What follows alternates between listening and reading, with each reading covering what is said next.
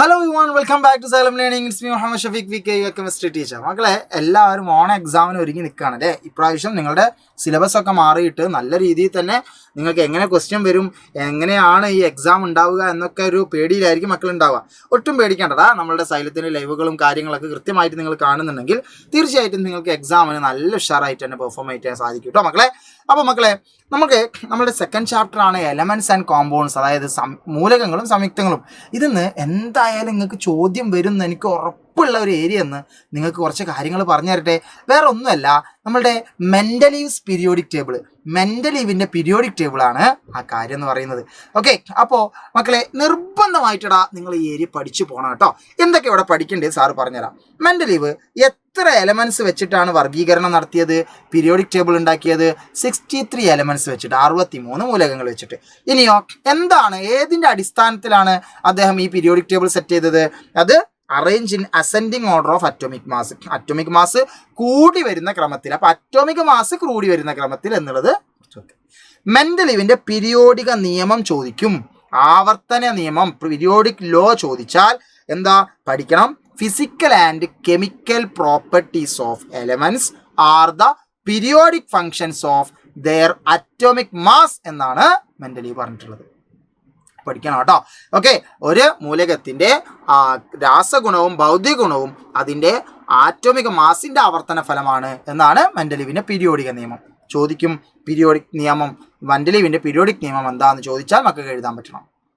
Okay, അടുത്തതായി മെൻ്റലീവിൻ്റെ periodic ടേബിളിൽ പ്രധാനമായിട്ടും പറഞ്ഞ രണ്ട് കാര്യങ്ങളാണ് ഗ്രൂപ്പുകളും പീരീഡുകളും. എന്താ ഗ്രൂപ്പ്? കുത്തനെയുള്ള കോളങ്ങൾ, vertical columns are called groups. എത്ര ഗ്രൂപ്പ് ഉണ്ട്, എത്ര പീരീഡ് ഉണ്ട് നമുക്കൊക്കെ അത് ചോദ്യമായിട്ട് വരാറില്ലെങ്കിലും ജസ്റ്റ് ഒന്ന് അറിഞ്ഞു വെക്കണം മെൻ്റലീവിൻ്റെ ഗ്രൂപ്പും പീരീഡും. മെൻ്റലീവിന് ടോട്ടലി നമുക്ക് നോക്കിയ മക്കളെ 8 ഗ്രൂപ്പുകളാണുള്ളത്. ഓക്കെ, 8 ഗ്രൂപ്പുകളും 6 പീരീഡുകളുമാണുള്ളത്.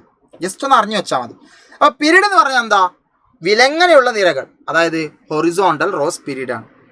ഇനി മെൻ്റലീവിൻ്റെ പീരിയോഡിക് ടേബിളിൻ്റെ പ്രത്യേകതകൾ, സവിശേഷതകൾ ചോദ്യമായി വരും. എന്തൊക്കെയാണ് സവിശേഷതകൾ? മെൻ്റലീവ് പീരിയോഡിക് ടേബിളിൽ എന്ത് ചെയ്തു? കൃത്യമായിട്ട് അദ്ദേഹം ഒരേ ഗ്രൂപ്പിൽ വരുന്ന ആളുകളും ഒരേ സ്വഭാവമുള്ള, സമാന സ്വഭാവമുള്ള മൂലകങ്ങളെ ഒരേ ഗ്രൂപ്പിൽ ഉൾപ്പെടുത്തി. ഒരു ഗുണമാണല്ലോ അല്ലേ? പിന്നെ എന്താണ്? ഭാവിയിൽ വരാനിരിക്കുന്ന മൂലകങ്ങൾക്ക് വേണ്ടിയിട്ട് അദ്ദേഹം അവിടെ സ്ഥലം ഒഴിച്ചിട്ടു, വേക്കൻറ്റ് സ്പേസ് ഇട്ട് അല്ലേ, four future coming elements. Incorrect ആയിട്ടുള്ള, തെറ്റായിട്ട് അന്ന് വരെ പോയിരുന്ന ആറ്റോമിക മാസ് ചില മൂലകങ്ങളുടെ എലമെൻറ്റ്സിൽ അദ്ദേഹം തിരുത്തി. ഇങ്ങനെ ഒരുപാട് ഗുണങ്ങൾ മെൻ്റലീവിൻ്റെ പീരിയോഡിക് ടേബിളിനുണ്ട്. അപ്പോൾ അത് ഗുണം ചോദിക്കാം, ദോഷം ചോദിക്കാം. ഗുണം ചോദിച്ചാൽ ഇതൊക്കെയാണ് എഴുതേണ്ടത്. ഗ്രൂപ്പ്, പീരീഡ് എന്നിങ്ങനെ തരംതിരിച്ചു. സമാന സ്വഭാവങ്ങളുള്ളവരെ സമാന ഗ്രൂപ്പിൽ ഉൾപ്പെടുത്തി അല്ലേ? പിന്നെ എന്താ പറയുക, ലെഫ്റ്റ് വാക്കൻറ്റ് സ്പേസ്, അതായത് സ്ഥലം ഒഴിച്ചിട്ടു. എന്തിനു വേണ്ടിയിട്ട്? ആ ഫ്യൂച്ചർ കമ്മിങ് എലമെൻറ്റ്സ്, ഭാവിയിൽ വരാനുള്ള മൂലകങ്ങൾക്ക് വേണ്ടിയിട്ട് സ്ഥലം ഒഴിച്ചിടുകയും അവയെ പറ്റി പ്രെഡിക്റ്റ് ചെയ്തു, പ്രവചിക്കുകയും ചെയ്തു. ഇങ്ങനത്തെ കാര്യങ്ങളൊക്കെ പറയാം. എന്നാൽ ദോഷങ്ങൾ ചോദിച്ചാലോ, ഡീമെറിറ്റ്സ് ചോദിച്ചാലോ, മറ്റൊന്നുമല്ല. ഡീമെറിറ്റ്സ് എന്ന് പറഞ്ഞാൽ ഒരേ സ്വഭാവമുള്ളവർ ഒരേ ഗ്രൂപ്പിലുണ്ടെങ്കിലും ചില ഇടങ്ങളിൽ അത് പാലിക്കാൻ സാധിച്ചില്ല.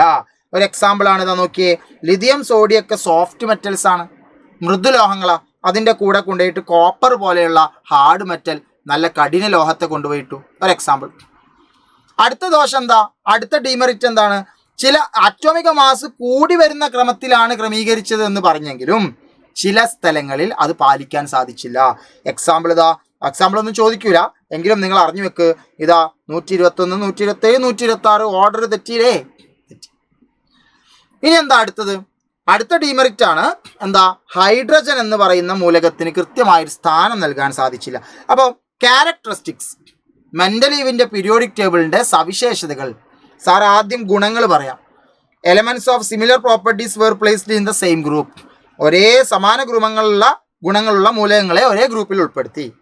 Corrected the wrongly determined atomic mass. അതുവരെ മൂലകങ്ങളുടെ തെറ്റായി നിർണയിച്ച അറ്റോമിക് മാസ് അദ്ദേഹം തിരുത്തി. Predicted the properties and left vacant space for future coming elements. ഭാവിയിൽ വരാനിരിക്കുന്ന മൂലകങ്ങൾക്കായി ഗുണങ്ങൾ പ്രവചിച്ചു, സ്ഥലം ഒഴിച്ചിടുകയും ചെയ്തു. Elements with very different properties had to be placed in the same group. ഗുണങ്ങളിൽ വളരെയധികം വ്യത്യാസമുള്ള മൂലകങ്ങളെ ഒരേ ഗ്രൂപ്പിൽ ഉൾപ്പെടുത്തി. Ascending order of atomic mass is not followed exactly everywhere. Atomic മാസിന്റെ ആരോഹണ ക്രമം എല്ലായിടത്തും കൃത്യമായി പാലിച്ചില്ല. അപ്പോൾ ഇതൊക്കെ ദോഷങ്ങളാണ് കേട്ടോ. Hydrogen could not be given exact position. ഹൈഡ്രജന് കൃത്യമായ സ്ഥാനം നൽകാൻ സാധിച്ചില്ല. മക്കളെ കൃത്യമായി പഠിച്ചോ. മെന്റലീവിന്റെ പീരിയോഡിക് ടേബിളിൽ നിന്നും നിങ്ങൾക്ക് ചോദ്യം ഉറപ്പായും പ്രതീക്ഷിക്കാം. ഓക്കെ, അപ്പോൾ ഈ പറഞ്ഞ കാര്യങ്ങളൊക്കെയാണ് അവിടെ പഠിക്കേണ്ടത്. ഇനി ഈ ചാപ്റ്ററിൽ ഇതിലും എല്ലാത്ത ഇമ്പോർട്ടൻറ്റ് കാര്യങ്ങളുണ്ട്. അതൊക്കെ അറിയുകയാണെങ്കിൽ എന്ത് ചെയ്യണം മക്കളെ, കൃത്യമായി നമ്മളുടെ ലൈവുകളും കാര്യങ്ങളൊക്കെ ഫോളോ അപ്പ് നടത്തണം. നിങ്ങളുടെ കൂട്ടുകാരൊക്കെ ഉണ്ടാവുമല്ലോ, അവരോടൊക്കെ നിങ്ങൾ എന്ത് ചെയ്യണം, പറയണം സൈലത്തിൻ്റെ ലൈവ് ഉണ്ട്, നമ്മൾ കണ്ടു കഴിഞ്ഞാൽ നമുക്ക് മാർക്ക് കിട്ടും, അറിവ് കിട്ടും, നമുക്ക് ഭാവിയിലേക്ക് ഒരുപാട് ഉപകാരം ഉണ്ടാവും, നമുക്ക് ഷൈൻ ചെയ്യാം എന്ന് നമുക്ക് ഉഷാറായിട്ട് മുന്നോട്ട് പോകണം കേട്ടോ. ഓക്കെ, അപ്പോൾ എല്ലാ മക്കളും അടുത്ത വീഡിയോയിൽ നമുക്ക് കാണും വരേക്കും സൈനിങ് ഓഫ്.